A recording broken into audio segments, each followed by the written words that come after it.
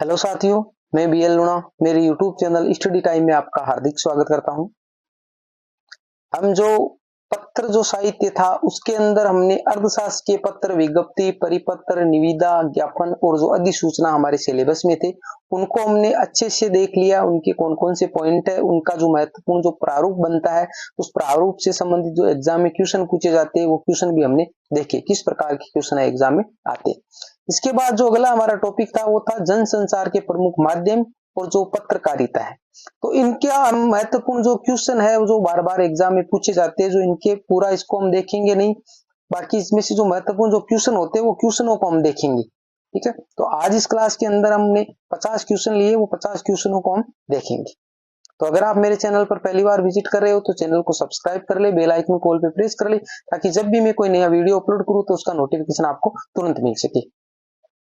क्योंकि इस प्लेटफॉर्म पर हम हिंदी से संबंधित जो संपूर्ण फर्स्ट ग्रेड का कोर्स है वो कर रहे हैं और इसकी सारी वीडियो है वो फर्स्ट ग्रेड के नाम से एक प्लेलिस्ट बनी है, वहां पर आपको मिल जाएगी, तो आप उसको अच्छे से वॉच कर सकते हैं। अब देखिए आज का हमारा जो पहला क्वेश्चन है, पत्रकारिता से संबंधित महत्वपूर्ण जो प्रश्न है वो जो बार बार एग्जाम में पूछे जाते हैं, तो हम इसको पूरा नहीं देखेंगे क्योंकि पूरा इसके अंदर बहुत सारा कचरा दे रखा है, उसका कोई मतलब नहीं है। हम वो चीजें देखेंगे क्योंकि इनमें से एक क्वेश्चन है या दो क्वेश्चन आएंगे, तो वो जो हम प्रश्न देखेंगे उनमें से ही आपको देखने को मिल जाएंगे। पहला जो क्वेश्चन है वो है हमारा, भारत का प्रथम छापाखाना कहाँ स्थापित किया गया था? तो भारत का प्रथम जो छापाखाना है वो गोवा में स्थापित किया गया था। क्वेश्चन नंबर 2 है, जनसंचार माध्यमों में कौन से लोक माध्यम सम्मिलित है? तो जैसे गवरी, कठपुतली, कावड़ आदि, ये सारे जो लोक माध्यम है जिससे जनसंचार, जन का मतलब है जो लोग है उनमें जो संचार है, ठीक है, वो जो आपस में एक दूसरे में जो वार्तालाप होती है, संदेशों का जो हम एक दूसरी जगह से दूसरी जगह जो भेजते हैं। 3 नंबर क्वेश्चन है, संचार प्रक्रिया में बाधक तत्व है शोर या नॉइस, यानी जब कोई भी चीज हम दो आदमी आपस में बातें करते हैं और जैसे वहां पर आपस में शोर होता है तो वो चीज हमारे को अच्छे से सुनाई नहीं देती है। जैसे मैं आपको पढ़ा रहा हूं तो मेरी आवाज आपको साफ आ रही है, अच्छे से आप समझ रहे हो, बाकी बीच बीच में अगर कोई फालतू की आवाज आए तो शोर के कारण क्या है कि उसमें बाधकता आती है, उसको हम अच्छे से समझ नहीं पाते। तो संचार है, उस संचार के अंदर क्या है, बाधक तत्व कौन सा? शोर। सोशल मीडिया में शामिल है, तो सोशल मीडिया में सभी को पता है, इंस्टाग्राम है, ट्विटर है, ब्लॉग है, यूट्यूब है, फेसबुक है, ये सारे ही क्या है, सोशल मीडिया में शामिल है। इसलिए मैंने आपके ये आदि लगाया कि आज आप अच्छे से इसको समझ सको। रेडियो किस प्रकार का संचार माध्यम है? तो रेडियो सर्वे है, क्योंकि रेडियो को हम सुनते हैं, तो ये सर्वे साधन है। पत्रकारिता से संबंधित लेखन माना जाता है, समाचार लेखन है, फीचर लेखन है और स्तंभ लेखन है। ये पत्रकारिता से संबंधित लेखन है, समाचार लेखन, फीचर लेखन, स्तंभ लेखन।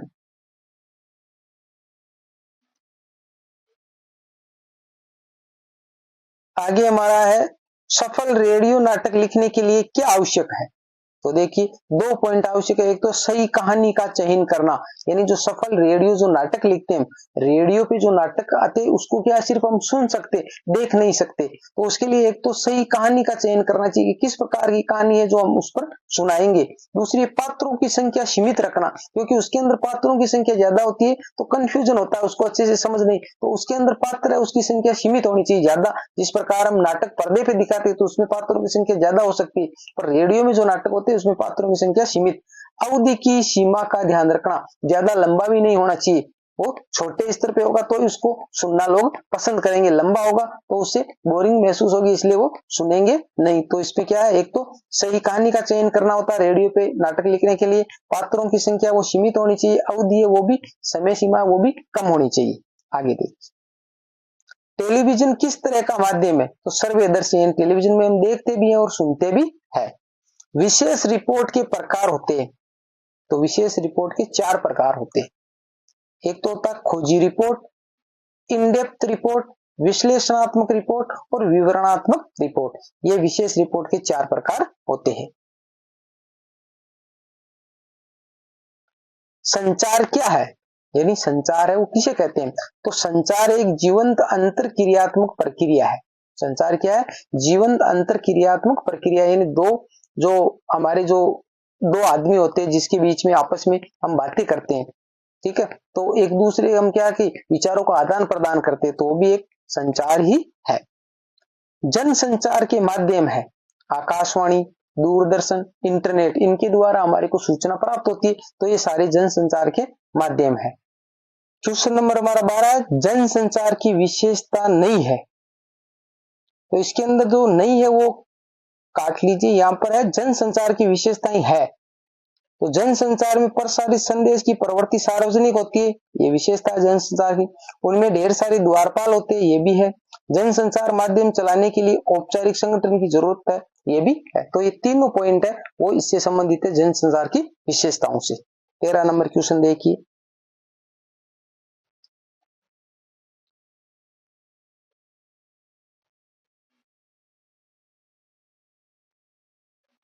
इनमें से कौन सा कथन सही नहीं है? व्याख्याता परीक्षा 3 जनवरी 2020 में पूछा गया क्वेश्चन है। तो देखिए, ए में समाचार के 6 कंकार होते हैं, तो ये बात तो सही है। प्रथम 4 कंकार के उत्तर समाचार के निचले भाग में दिए जाते हैं, ठीक है। आगे से समाचार की शुरुआत जिन पंक्तियों से होती है उसे समाचार का इंट्रो कहते हैं। समाचार लेखन की सबसे उपयोगी व लोकप्रिय शैली उल्टा पिरामिड शैली है। तो देखो इस प्रकार के क्वेश्चन है वो एग्जाम में पूछते हैं।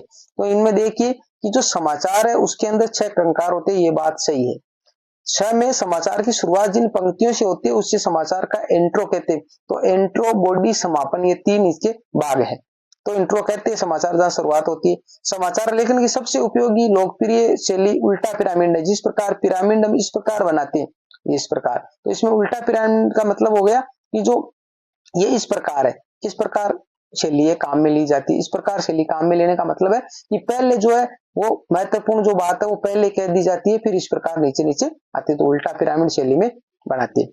तो इसमें जो ब वाला है ना, ये ऑप्शन है वो इसका राइट आंसर है। प्रथम 4 प्रकार के उत्तर समाचार के निचले भाग में दिए जाते हैं, ये अनिवार्य नहीं है। तो हमारा ब वाला ऑप्शन इसका राइट आंसर है। आगे देखिए 14 नंबर क्वेश्चन, विश्व में छापेखाने का आविष्कार किसने किया था? तो विश्व में छापेखाने का आविष्कार है वो जॉन गुटेनबर्ग ने किया था। आगे 15 नंबर क्वेश्चन है, मुद्रित माध्यमों के लिए समाचार लेखन से संबंधित कौन सा कथन सही नहीं है? व्याख्याता हिंदी संस्कृत विभाग 5 अगस्त 2020 में पूछा गया क्वेश्चन है। तो देखिए इसमें लिखा है समाचार की शुरुआत जिन पंक्तियों से होती है उसे खबर का इंट्रो कहते हैं, ये भी पिछली सवाल में आया है, तो ये बात तो सही है। समाचार लेखन में 6 कंकार का महत्वपूर्ण स्थान है, ये बात भी सही है। उल्टा पिरामिड शैली में घटनाओं को समापन, बॉडी और इंट्रो के क्रम में प्रस्तुत किया जाता है। द में आम तौर पर समाचार उल्टा पिरामिड शैली में ही लिखे जाते हैं, ये बात भी सही है। अब देखो इनमें से छांटना, ये बातें सारी सही है, ये समापन, बॉडी, इंट्रो, पर देखो कितना सा माइनर सा अंतर दिया और ये अंतर ही आपको समझना है। इसमें देखो ए वाला बिल्कुल सही है, ब वाला बिल्कुल सही है और द वाला बिल्कुल सही है। अब जो सेम में जो फर्क दिया वो देखिए, उल्टा पिरामिड शैली में घटनाओं को समापन, बॉडी, इंट्रो के क्रम में प्रस्तुत किया जाता है, ये गलत है, क्योंकि पहले इंट्रो आएगा, 1 नंबर पे क्या आएगा? इंट्रो आएगा, 2 नंबर पे बॉडी आएगा, 3 नंबर पे समापन आएगा। इस प्रकार क्रम इसका उल्टा किया गया है, तो इसको अच्छे से बारीकी से समझना, इसलिए ये गलत हो जाता है। तो हमारा स वाला ऑप्शन है, ये कह रहा है कि जो सही नहीं है वही हमारे को छांटना, तो स वाला ऑप्शन इसका राइट आंसर है। आगे देखिए क्वेश्चन नंबर 16, संप्रेषण प्रक्रिया का प्रथम तत्व है। व्याख्याता परीक्षा 15 अक्टूबर 2022 में आया हुआ है। संदेश भेजने वाला होता है, उसको संप्रेषण प्रक्रिया का प्रथम तत्व माना जाता है, संदेश को भेजने वाला। 17 नंबर क्वेश्चन देखिए, टीवी के द्वारा जनसंचार के संबंध में कौन सा कथन सही है? व्याख्याता परीक्षा जुलाई 2014 में आया हुआ क्वेश्चन है। तो देखिए, प्रत्यक्षदर्शियों के कथन दिखा और सुनाकर खबर को प्रमाणिक बनाकर एंकर बाइट कहा जाता है, ये बात है वो टीवी से संबंधित है। 18 नंबर क्वेश्चन देखिए, विज्ञापन के संबंध में सही कथन है। व्याख्याता परीक्षा जुलाई 2016 में पूछा गया क्वेश्चन है। विज्ञापन जनसंचार का एक माध्यम है। विज्ञापन एक अकुशल विपणन औजार है। विज्ञापन मुफ्त ही प्रकाशित होते हैं। विज्ञापन एक प्रकार का समाचार है। तो देखिए क्वेश्चन हमारा आया है विज्ञापन के संबंध में सही कथन है, जो सही बात है वो हमारे को बतानी है। तो विज्ञापन जनसंचार का एक माध्यम है, ये बात है वो सही है। बाकी विज्ञापन एक अकुशल विपणन औजार है, ये बात गलत है। विज्ञापन मुफ्त ही प्रकाशित होते हैं, ये बात भी गलत है, क्योंकि विज्ञापन है जिनको पैसे देकर प्रकाशित किया जाता है। विज्ञापन एक प्रकार का समाचार है, ये बात। तो हमारा ए वाला ऑप्शन इसमें राइट है हो जाएगा।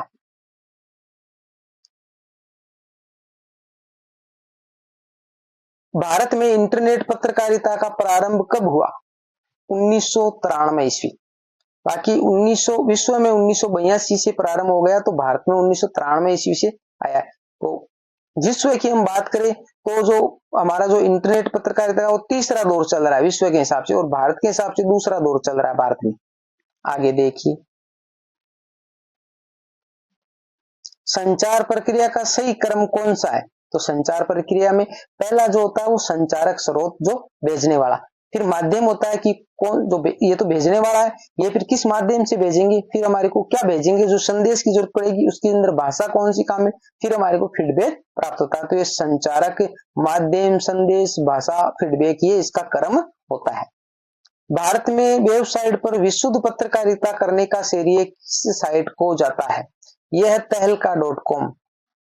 तहलका.com, तो ये तहलका.com है, वो भारत में विशुद्ध पत्रकारिता की शुरुआत मानी जाती है।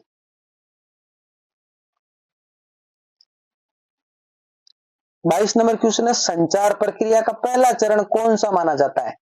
संचारक, क्योंकि अभी हमने देखा है भाई संचारक होता है जिसको स्रोत बोला जाता है, तो पहला है वो संचारक ही है।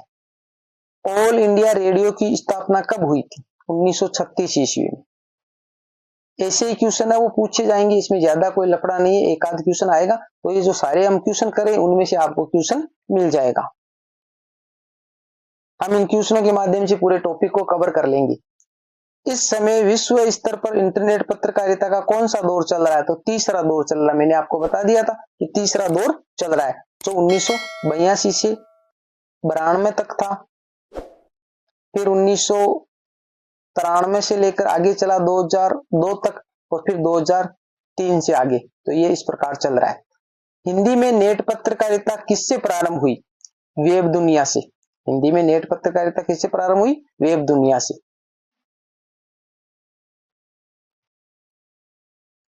26 नंबर, संचार अनुभवों की साझेदारी है, यह कथन किसका है? विल्बर श्रेम का।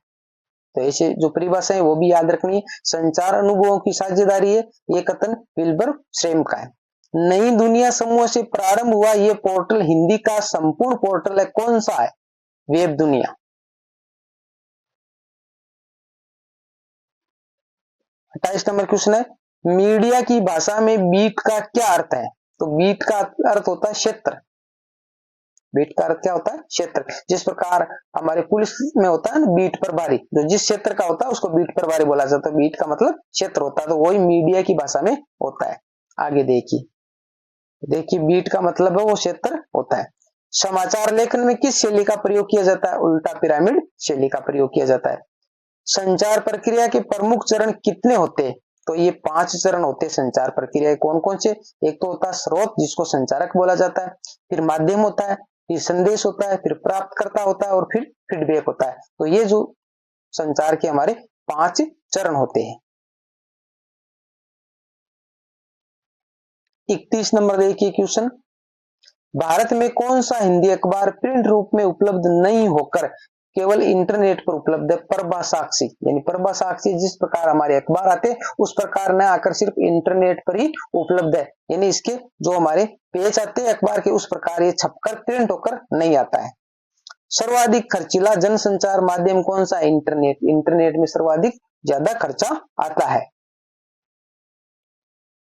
33 नंबर क्वेश्चन देखिए, उल्टा पिरामिड शैली को कितने भागों में बांटा गया है? तो 3 भागों में बांटा गया है। एक तो इंट्रो, जिसको मुखड़ा बोला जाता है, फिर बॉडी होती है, और फिर समापन होती है। तो उल्टा पिरामिड शैली है उसको 3 भागों में विभाजित किया गया है। आज पत्रकारिता के अनुसार श्रेष्ठ साइट कौन सी है?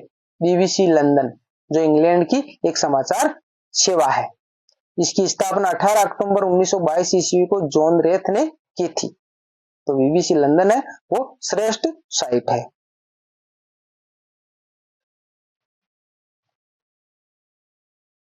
संचार प्रक्रिया में डिकोडिंग कूट वाचन से क्या आशय है, यानी प्राप्त संदेश के अर्थ को समझना, ये क्या कहलाता है, कूट वाचन कहलाता है, जिसको डिकोडिंग बोला जाता है।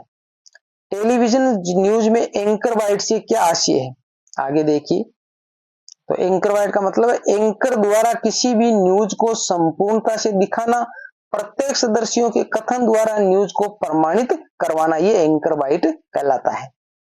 36 नंबर क्वेश्चन है, जब कोई व्यक्ति कुछ सोच रहा हो अथवा पूजा प्रार्थना कर रहा हो तब उसे कौन सा संचार कहते हैं, अंत व्यक्ति कहते हैं उसको, अंत व्यक्तिक संचार। यानी जब व्यक्ति आपस में खुद तक सीमित हो, खुद के बारे में सोच रहा हो, कुछ विचार कर रहा हो, या फिर जो पूजा प्रार्थना कर रहा हो, अंत व्यक्तिक संचार के अंदर आता है। सीधे प्रसारण में टेलीविजन न्यूज कवर करने के लिए चैनल द्वारा जो गाड़ी भेजी जाती है उसे क्या कहा जाता है, उसको ओबी वैन कहते हैं, ओबी वैन। संचारक द्वारा भाषा का प्रयोग संचार प्रक्रिया का दूसरा चरण है, जिसे संचार की भाषा में क्या कहा जाता है, एनकोडिंग। एक तो होता है डिकोडिंग, एक होता है एनकोडिंग।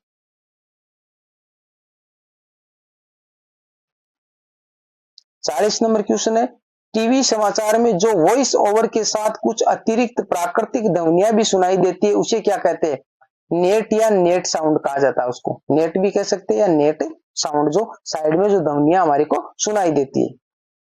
संचार प्रक्रिया का अंतिम चरण कौन सा होता है, फीडबैक, जो हमने देखा अभी, संचारक होता है, माध्यम होता है, संदेश होता है, ठीक है, प्राप्तकर्ता होता है, उसके बाद में लास्ट में फीडबैक था। 42 नंबर क्वेश्चन देखिए, इंटरनेट पत्रकारिता से क्या आशय है, इंटरनेट पर खबरों का आदान प्रदान करना। दूसरी बात, इंटरनेट पर अखबारों का प्रकाशन, ये इंटरनेट पत्रकारिता कहलाती है। 43 नंबर क्वेश्चन देखिए, कौन से योजक शब्द का प्रयोग रेडियो और टेलीविजन की भाषा में वर्जित है, ये मोस्ट क्वेश्चन है, यानी टेलीविजन की भाषा में इन चीजों का हमें प्रयोग नहीं करना है, तथा, यथा, किंतु, परंतु, वह, एवं आदि ऐसे शब्द है, वो इंटरनेट की जो रेडियो और टेलीविजन है उसके समाचारों में ऐसे सवालों जो शब्द है उनका प्रयोग नहीं किया जाता है। आगे देखो, 44 नंबर क्वेश्चन है, रेडियो समाचार की मुद्रित प्रति में एक पंक्ति में लगभग कितने शब्द होने चाहिए, 12 से 13 शब्द ही होने चाहिए। जो रेडियो समाचार की है तो मुद्रित प्रति में एक जो ये पंक्ति होती है उसमें 12 से 13 शब्द ही होने चाहिए। रेडियो समाचार की भाषा के संबंध में सत्य कथन है, जिसमें आम बोलचाल के शब्द हो, ये बात भी सही है, जिसमें सटीक मुहावरों का प्रयोग हो, ये बात भी सही है, और जिसे समाचार वाचक आसानी से पढ़ सके, ये बात भी सही है। तो ये तीनों पॉइंट है वो रेडियो समाचार की भाषा से संबंधित सत्य है।